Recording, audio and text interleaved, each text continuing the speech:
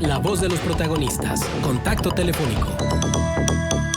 Le agradecemos a Rodrigo Germán Paredes Lozano, consejero presidente del IEC, que nos acepte esta primera llamada y que tengamos oportunidad de escuchar pues estos primeros días, de cómo le ha ido estos primeros días que está al frente del Instituto Electoral de Coahuila. Y, por supuesto, hablar del trabajo y los retos que enfrentará, sobre todo en el previo del 2023. Muchísimas gracias, consejero presidente, por estar con nosotros en este espacio de contexto. Le saludamos a Arturo González y una servidora, Marcela Pamanes. ¿Qué tal? Muy buenos días, Marcela, Arturo. Qué gusto estar en este programa de contexto, saludando a todo tu auditorio allí del área de La Laguna, de Coahuila y Durango. También se escucha esta estación. Claro. Pues ya encantado de estar en su programa. Muchas gracias. El día 3 de noviembre tomamos protesta ya formalmente para la presidencia del Instituto Electoral de Coahuila, y pues hay un sinfín de actividades que pues tenemos que encargarnos ya desde el primer minuto de la gestión, con vistas a la organización del proceso electoral, ¿verdad? Quiero decirte que al día siguiente de la toma de protesta, el día 4, pues ya aprobamos la integración de los 54 comités municipales y distritales, conformada por ciudadanos que serán los encargados de ir haciendo las sumatorias de los votos de todas las casillas, de las casi 4,000 casillas que se van a instalar en la entidad, para ir generando los resultados de las votaciones una vez concluida la jornada electoral el 4 de junio del 2023. Ajá. Entonces, trabajos ya preparatorios ya tenemos para que el proceso electoral formalmente arranque el día 1 de enero. Pero pues no nos vamos a esperar hasta el 1 de enero para ya ir, planteando el terreno y todas las condiciones necesarias para que los actores políticos, los aspirantes, los candidatos, los partidos, pues tengan una jornada y un proceso electoral digno y a la altura de la ciudadanía y los ciudadanos de todo Coahuila. Ajá. Hay algo que me parece que es muy importante, ¿no? Y que las personas a veces no terminamos de entender. ¿Dónde empieza y termina la responsabilidad del IEC y dónde empieza y termina la del INE en relación a una elección como la que tendremos en el 2023? Por supuesto. Tenemos facultades y funciones muy definidas, muy establecidas. De manera general, te puedo decir que el INE lleva a cabo todo el tema de la ubicación e integración de las mesas directivas de casillas. Como el INE es el que tiene la información del padrón y lista nominal, con base en los cuales se saca la información de las ciudadanas y ciudadanos que serán insaculados para la integración de las mesas directivas de casilla, lo lleva a cabo el INE. La capacitación de todas estas ciudadanas y ciudadanos que estarán en las mesas de casilla recibiendo y contando los votos en estas casi 4,000 casillas que estimamos instalar, también será a cargo del Instituto Nacional Electoral. La observación electoral también es del Instituto Nacional Electoral, y de manera coordinada llevamos a cabo algunas actividades. Por ejemplo, la generación y el diseño de los materiales con los que vamos a capacitar, el diseño de la documentación electoral, parte de las propuestas del Instituto Electoral de Coahuila, se revisan por parte del Instituto Nacional Electoral y se realizan, se imprimen o se mandan a hacer por parte del IEC.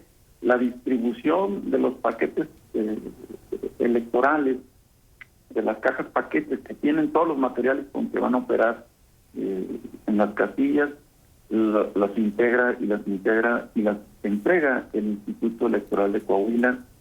Quien recibe estos paquetes en los comités, quien hace la revisión de las actas, el recuento de los votos en cada los necesarios, es el Instituto Electoral de Coahuila, y quien determina quién es él o la ganadora de la elección es el Instituto Electoral de Coahuila. Uh-huh.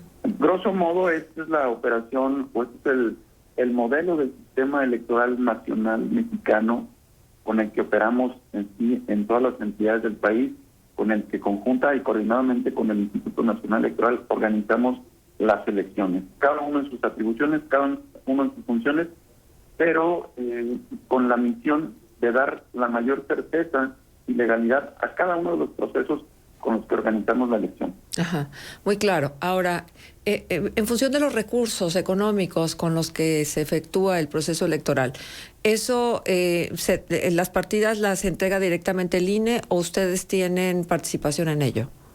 Los gastos por las actividades que realiza el INE las cubre el INE a nivel federal, y los gastos generados por las actividades que realiza el IEC son presupuestadas y ejercidas con recursos públicos del Estado, así como también el financiamiento público a los partidos políticos y candidatos independientes.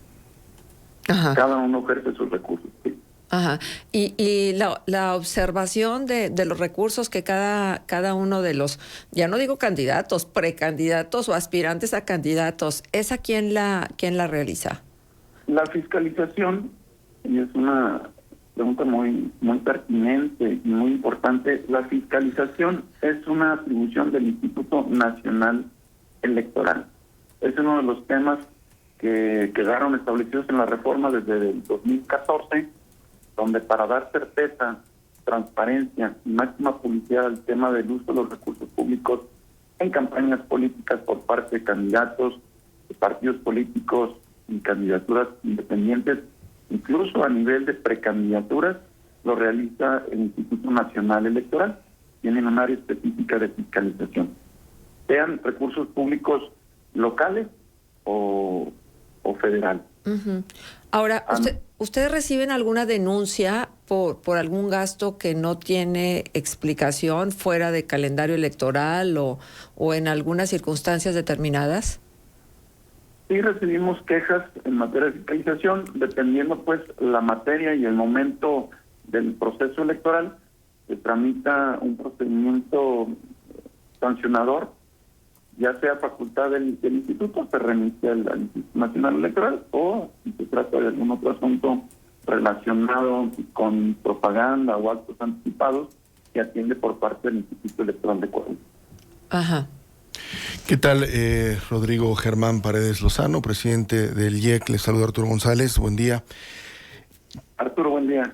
De acuerdo a la reforma que se está contemplando a nivel nacional para el sistema electoral en México, no es solo una reforma del Instituto Nacional Electoral, parece una reforma del entramado de instituciones electorales. Esta pudiera ser, la de 2023, la última elección que organice el IEC. Es correcto, Arturo. ¿Qué le hace sentir esto? ¿Cómo enfrentan esta situación? Es correcta tu apreciación, Arturo. Tenemos que saber que en el Congreso de la Unión se han presentado más de 100 proyectos de reforma al sistema electoral mexicano, al sistema nacional electoral que conocemos y con el que hemos organizado las elecciones desde el 2014. Sí. Hay algunos que pugnan por la desaparición de los OPLES, que son los institutos electorales de las entidades, y hay quienes pues proponen fortalecerlos, ¿verdad? Pero esa determinación pues ya será de los legisladores en el ámbito del Congreso de la Unión, allá con los diputados y senadores. Lo que sí tenemos que tener certeza es que la elección para la gubernatura y la elección para la renovación del Poder Legislativo en Coahuila se va a llevar con las reglas actuales, con este sistema, con este modelo que tenemos ya conocido, ya ensayado, y la gente tiene que tener certeza de que vamos a organizar una elección con las reglas que ya están planteadas y que todos conocemos. Después de la elección, después del 7 de junio, pues ya veremos las definiciones de nuestro Poder Legislativo Federal y sus determinaciones.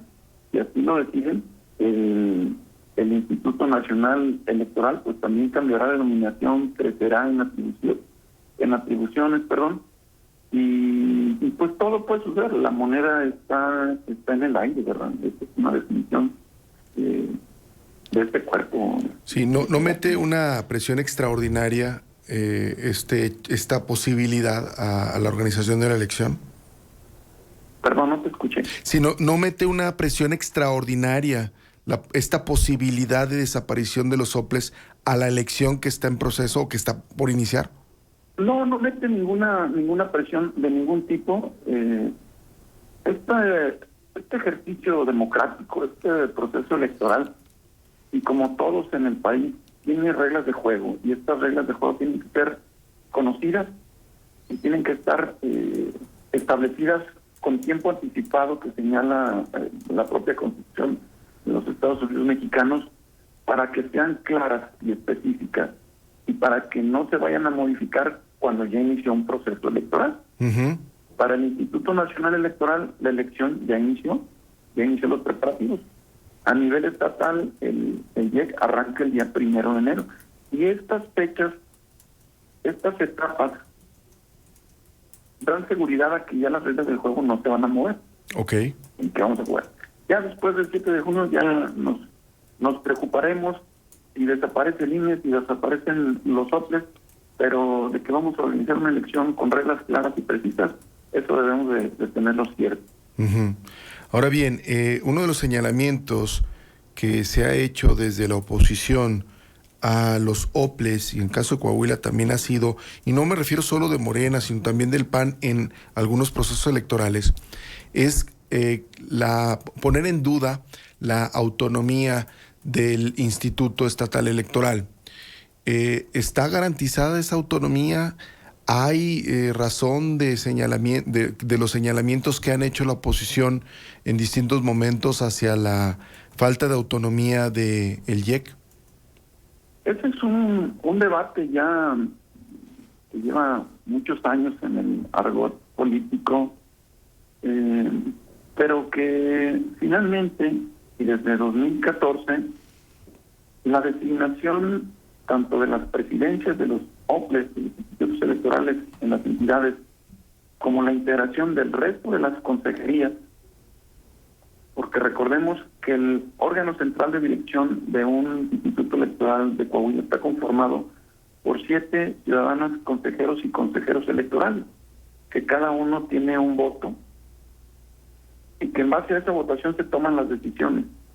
Desde el ámbito federal, al ser el Instituto Nacional Electoral quien determina, quien selecciona, ¿verdad? Selecciona y determina quiénes serán o quiénes llegan a ser consejeros electorales, este ámbito de decisión queda fuera de las entidades propias del país. Uh-huh. Anteriormente a la reforma, las consejeras y los consejeros eran designados por los congresos de los estados.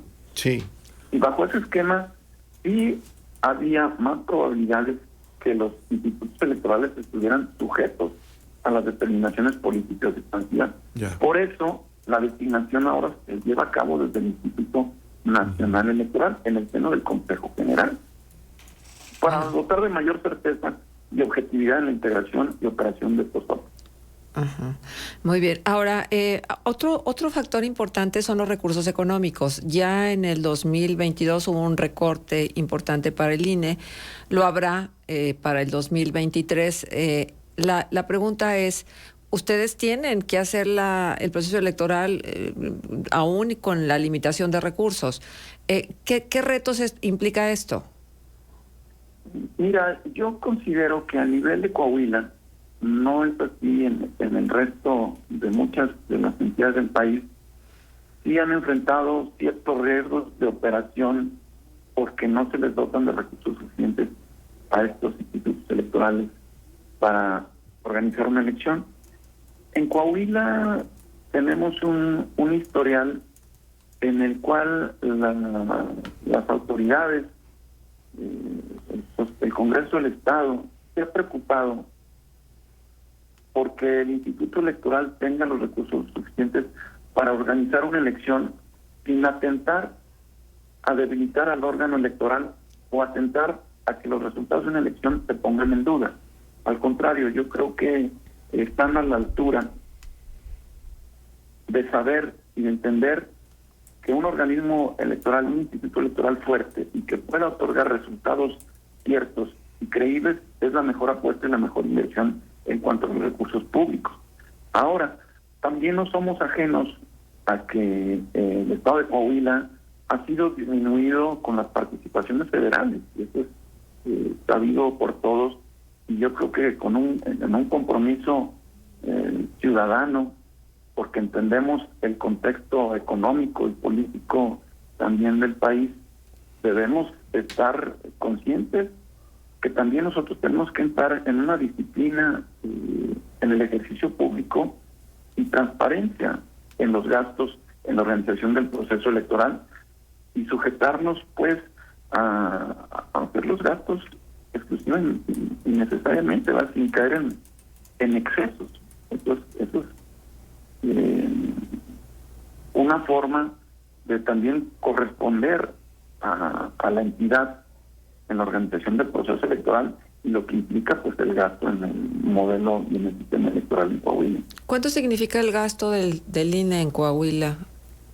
En el Instituto Electoral de Coahuila, el 15 de septiembre, y esto ya Del IEC, no me perdón, tocó, del IEC, sí. no me tocó, el 15 de septiembre se presentó el anteproyecto de presupuesto con un monto aproximado de 596 millones de pesos. En estos 596 millones, prácticamente el 50% es para las prerrogativas de partidos políticos.